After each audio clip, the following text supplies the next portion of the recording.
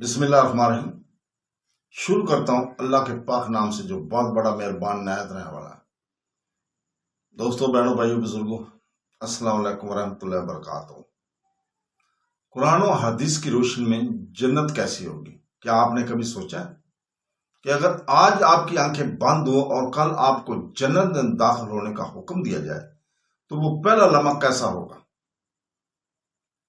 وہ پہلی سانس، وہ پہلا منظر، وہ پہلا سکون، کیا آپ جانتے ہیں کہ جنت ایک ایسی جگہ ہے جہاں نہ کوئی خوف ہوگا، نہ غم ہوگا، نہ بیماری ہوگی، نہ جدائی؟ آج ہم قرآن پاک اور حدیث نبوی کی روشنی میں ایک مسلمان کے لیے جنت کیسے ہوگی اور وہاں کی کیا کیا نعمتیں ہوگی اور اس پر بات کریں گے۔ سورۃ الفجر کی آیت نمبر 27 سے 23 میں اللہ تعالیٰ اس کی کامیاب روح سے مخاطب ہوگا کہ اے مطمئن جان، اپنے رب کی طرف لوٹا، اس طرح تم اس سے راضی ہو جاؤ گے اور وہ تم سے راضی ہوگا۔ اے مطمئن جان، اپنے رب کی طرف لوٹا، اے مطمئن جان، اپنے رب کی طرف لوٹا۔ وہ ایک ایک کر کے جنت میں بھیجے جائیں گے۔ جب وہ وہاں پہنچیں گے اور ان کے دروازے کھول دیے جائیں گے تو وہاں کے فرشتے ان سے کہیں گے کہ تم پر سلام، اب بہت اچھے رہیں، اب اس جگہ ہمیشہ کے لیے داخل ہو جاؤ گے۔ فرشتوں کو سلام اور ابدی زندگی کی بشارت۔ جب آپ پہلی بار اندر قدم رکھیں گے تو آپ کیا محسوس کریں گے؟ سورہ انسان آیت نمبر 13 میں اللہ تعالیٰ فرماتا ہے کہ وہ اونچی جگہوں پر بیٹھے ہوں گے جہاں نہ سورج دیکھیں گے اور نہ سردی محسوس کریں گے۔ وہاں کا موسم اتنا خوشگوار، اتنا خوبصورت ہوگا کہ اس کا تصور بھی ناممکن ہے۔ وہاں کی زمین زعفران کی ہوگی اور وہاں کی اینٹیں سونے اور چاندی کی ہوں گے۔ صحیح ترمذی کی حدیث نمبر 2526 میں ہے کہ رسول پاک صلی اللہ علیہ وسلم نے فرمایا کہ زمین زعفران کی ہوگی اور وہاں کی اینٹیں سونے اور چاندی کی ہوں گی۔ وہاں کی کنکریوں سے نہیں ہوں گی بلکہ موتیوں اور یاقوت سے بنی ہوں گی۔ تو آئیے جنت کے باغوں کی سیر کرتے ہیں۔ سورہ الغاشیہ آیت نمبر 10 سے 16 میں اللہ تعالیٰ فرماتا ہے کہ وہ ایک شاندار باغ میں ہوں گے جہاں وہ کوئی بری بات نہیں سنیں گے۔ وہاں بہتے چشمے ہوں گے، اونچے تخت ہوں گے اور تم کھا رہے ہوں گے، اور تم گاؤں کی قطار میں ہوں گے اور خوبصورت محلات ہوں گے۔ یہ وہ آسائشیں ہیں جن کے لیے انسان اس دنیا میں ترستا ہے۔ آپ وہاں چل رہے ہیں اور آپ کو پیاس لگ رہی ہے، لیکن یہ دنیا کی پیاس نہیں ہے، یہ ایک لذت ہے۔ سورہ الدہر کی آیت نمبر 5 اور 6 میں اللہ تعالیٰ فرماتا ہے کہ یقیناً متقی لوگ ایسا پیالہ پیئیں گے جس میں کافر سکونت پذیر ہوگا۔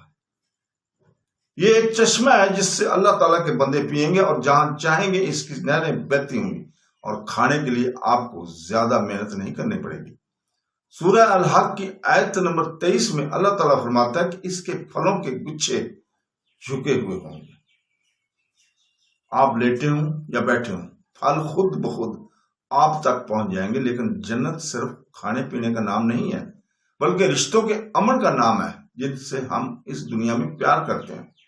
موت انہیں ہم سے چھین لیتی ہے، ماں باپ انتقال کر کے چلے جاتے ہیں، بچے بچھڑ جاتے ہیں، لیکن سورہ طور میں کی آیت نمبر 21 میں اللہ تعالیٰ نے وعدہ کیا ہے جو لوگ ایمان لائے اور ان کے بچے بھی ان کے ایمان میں ان کی حمایت کرتے ہیں، ہم ان کے بچوں کو ان کے ساتھ ملا دیں گے۔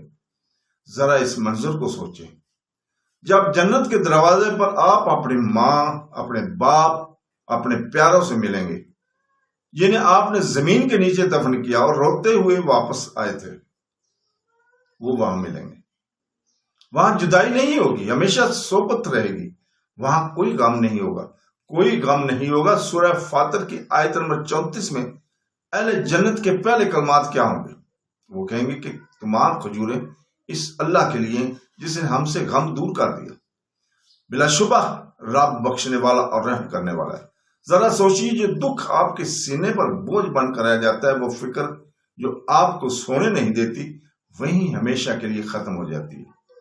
وہاں کے محلات کیسے ہوں گے؟ سورہ عنکبوت کی آیت نمبر 58 میں اللہ تعالیٰ فرماتا ہے اور جو لوگ ایمان لائے اور نیک عمل کرتے رہے ہم انہیں جنت کے اونچے محلات میں ضرور جگہ دیں گے جن کے نیچے نہریں بہتی ہوں گی، وہ ہمیشہ موجود رہیں گے۔ نیکی کرنے والوں کے لیے کیا ہی اچھا بدلہ ہے، اور صحبت کیسے ہوگی، کوئی جھگڑا نہیں ہوگا، کوئی جھگڑا نہیں ہوگا۔ سورہ واقعہ آیت نمبر 25 اور 26 میں ہے کہ وہاں کوئی نامناسب بات نہیں سنیں گے اور نہ ہی گناہ کی کوئی بات سنیں گے، ہر طرف صرف سلام کی آواز ہوگی۔ لیکن دوستو، یہ سب نعمتیں، یہ محلات، یہ دریا، یہ سونے کی اینٹیں، یہ ریشمی کپڑے، یہ چوڑیاں، یہ سب ایک طرف ہیں، اور ایک نعمت ہے جو ان سب پر بھاری ہے۔ یہ جنت کا سب سے بڑا دن ہوگا جس دن پردے ہٹا دیے جائیں گے۔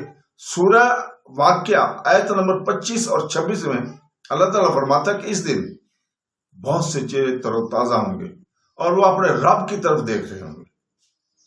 اللہ تعالیٰ اپنا جلوہ دکھائے گا۔ صحیح مسلم کی حدیث نمبر 181 میں رسول پاک صلی اللہ علیہ وسلم نے اس لمحے کی تفصیل بیان فرمائی ہے۔ آپ صلی اللہ علیہ وسلم نے فرمایا، جب جنتی جنت میں جائیں گے تو اللہ تعالیٰ پوچھے گا کہ میرے بندو، کیا تمہیں کچھ اور چاہیے؟ وہ کہیں گے، اے اللہ، تو نے ہمارے چہروں کو روشن کر دیا، آپ نے ہمیں جہنم سے بچایا، اب اور کیا بچا ہے؟ پھر اللہ اپنے بندوں کے درمیان سے نور کا پردہ ہٹا دے گا، اپنا جلوہ دکھائے گا۔ اللہ کی قسم، اہل جنت کو ایسی کوئی نعمت نہیں ملے گی جو ان کے رب کے دیدار سے زیادہ محبوب ہو۔ وہ رب جس کے لیے وہ بغیر دیکھے سجدہ کرتے ہیں، وہ اللہ تعالیٰ جس کے لیے وہ راتوں کو روتے اور وہ رب جس کے لیے تنہائی کے خوف سے بھی گناہ چھوڑ دیتے تھے، وہ اللہ تعالیٰ آج تمہارے سامنے بے پردہ ہوگا۔ تو میرے بھائیوں، بہنوں، دوستوں، یہ جنت کوئی پریوں کی کہانی نہیں ہے، یہ وہ حقیقت ہے جو کل آپ کے سامنے پیش کی جا رہی ہوگی۔ لیکن سوال یہ ہے کہ اس شاندار گھر کی کیا ہم نے کوئی قیمت ادا کی ہے؟ اللہ تعالیٰ ہمیں سورہ ال-عمران کی آیت نمبر 133 میں فرماتا ہے کہ اپنے رب کی بخشش اور اس جنت کی طرف دوڑو جس کی وسعت زمین اور آسمان کے برابر ہے، جو پرہیزگاروں کے لیے تیار کی گئی ہے۔ اللہ تعالیٰ سورہ عمران کی 133 میں ہمیں بلاتا ہے۔ اللہ ہمیں چلنے کا نہیں کہہ رہا، ہمیں دوڑنے کو کہہ رہا ہے۔ زندگی بہت مختصر ہے، یہ دھوکے کا گھر ہے۔ اگر آج آپ تھک چکے ہیں، اگر دنیا نے آپ کو توڑ دیا تو امید کا دامن ہاتھ سے نہ چھوڑیں، تھوڑا صبر باقی ہے۔ ہماری اپنی نمازوں کی حفاظت کریں، قرآن پاک سے جڑیں اور اللہ تعالیٰ سے جنت کے بارے میں سوال کریں۔ صحیح بخاری کی حدیث 6500 میں نبی کریم صلی اللہ علیہ وسلم نے فرمایا، دنیا کی مثال آخرت کے مقابلے میں ایسی ہے جیسے تم میں سے کوئی اپنی انگلی سمندر میں ڈالے پھر دیکھے کہ کتنا پانی واپس آ جاتا ہے۔ یہ دنیا اس ایک قطرے کی طرح ہے، اور جنت وہ سارا سمندر ہے، سمندر کوئی قطرہ تک نہ چھوڑے۔ دوستوں، بہنوں، بھائیوں، بزرگوں، آج ہی آ جائیں، ابھی ابھی، تاکہ ہم اپنی باقی زندگی اس جنت کے اصول میں گزارتے ہیں۔ اللہ تعالی ہم سب کو جنت الفردوس میں اپنے والدین اور پیاروں کے ساتھ ملا دے، آمین۔ تو دوستوں، اللہ تعالیٰ سے امید کرتے ہیں کہ وہ ہمیں ضرور اپنے پیاروں سے جنت الفردوس میں ملائے گا، اور دعا کرتے ہیں کہ اے اللہ، ہمیں قرآن پاک کو پڑھنے، اس کے ترجمے کو پڑھنے، تفسیر کو پڑھنے اور اس کو سمجھنے کی توفیق عطا فرما۔ اے رب العالمین، ہمیں اپنے پیارے پیغمبر حضور پاک صلی اللہ علیہ وسلم کی سنت، حدیثوں کو پڑھنے اور اس کو سمجھنے کی توفیق عطا فرما، اور ان کے سنتوں پر چلنے کی توفیق عطا فرما۔ قرآن پاک میں اللہ تعالیٰ کے تمام احکامات پر عمل کرنے کی توفیق عطا فرما۔ دوستو، بہنوں، بھائیوں، بزرگوں، آج ہم یہیں رکتے ہیں۔ انشاءاللہ تعالیٰ اگلی جو ہے قسط 56 نمبر وہ ہم کل اسی وقت آپ کے سامنے بیان کریں گے۔ تو کل تک کے لیے ہم اجازت چاہتے ہیں، کل اسی وقت آپ کے سامنے حاضر ہوں گے۔ کل تک کے لیے اجازت، اللہ حافظ۔